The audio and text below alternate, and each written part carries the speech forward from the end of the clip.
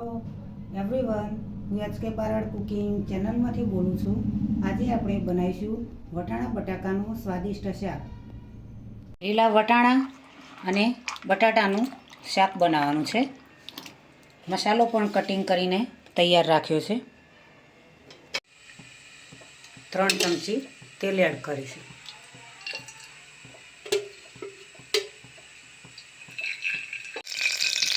રાઈ, जीरू, तमालपत्र, लाल मरचुं,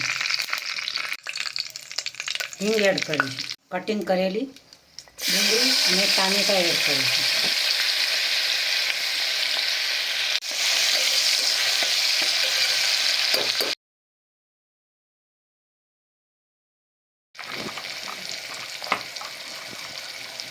बटाटा ने वटाणा एड करीशुं।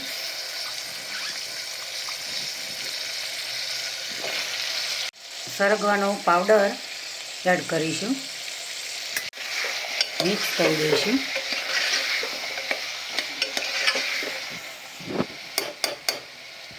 पांच मिनिट बंद करीने थवा दईशुं। तेलनी अंदर बफावा दईशुं। एक सीटी करीशुं।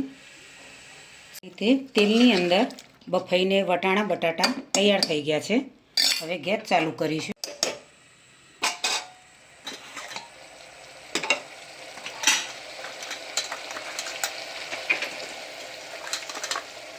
मीठुं एड करीशुं स्वाद अनुसार। हळदर, लाल मरचुं, धाणा जीरुं पाउडर, गरम मसालो, क्रश करेलो लीलो मसालो। हवे पाणी एड करीशुं अर्धो ग्लास। खूब ज एवं टेस्टी शाक बनाववानुं छे।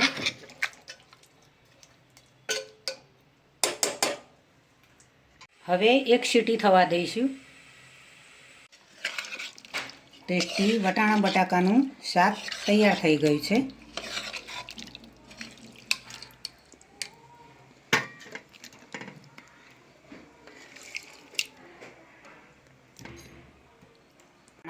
गार्निशिंग माटे एड करीशुं। खूब ज टेस्टी एवं वटाणा बटाकानुं शाक अने जोड़े पूरी बनावी छे। खावानी खूब ज मजा आवे। ओछा समयमां अने ओછી મહેનતથી बनावी शकाय छे। जल्दी झड़पमां तमे बनावी शको छो। बपोरे नास्तो करवो होय के सोजे पण खावुं होय तो आ रीते तमे पूरी अने वटाणा बटाकानुं शाक बनावीने खाई शको छो मित्रों। गरमा गरम खावानी खूब ज मजा आवे। મહેમાન આવે તો પણ તમે આ રીતે બનાવીને જલ્દી પૂરી અને વટાણા બટાકાનું શાક બનાવીને ખવડાવી શકો છો। જોડે એક મીઠાઈ હોય તો ખાવાની ઓર જ મજા આવે। આ રીતે શિયાળાની ઋતુમાં સરસ એવા શાકભાજી લીલા મળતા હોય છે, લીલા મસાલા મળતા હોય છે, તો બનાવવાની ખૂબ જ મજા આવે। મારી રેસીપી તમને જરૂરથી ગમી હશે તો તમારા મિત્રો સુધી જરૂરથી મારી રેસીપીને પહોંચતી કરજો, શેર કરજો। તમારા મિત્રોને પણ મારી રેસીપી જરૂરથી પહોંચતી કરજો। ઘરે જરૂરથી બનાવીને ખાજો। અમે પણ ખાઈશું, તમને પણ ખવડાવીશું।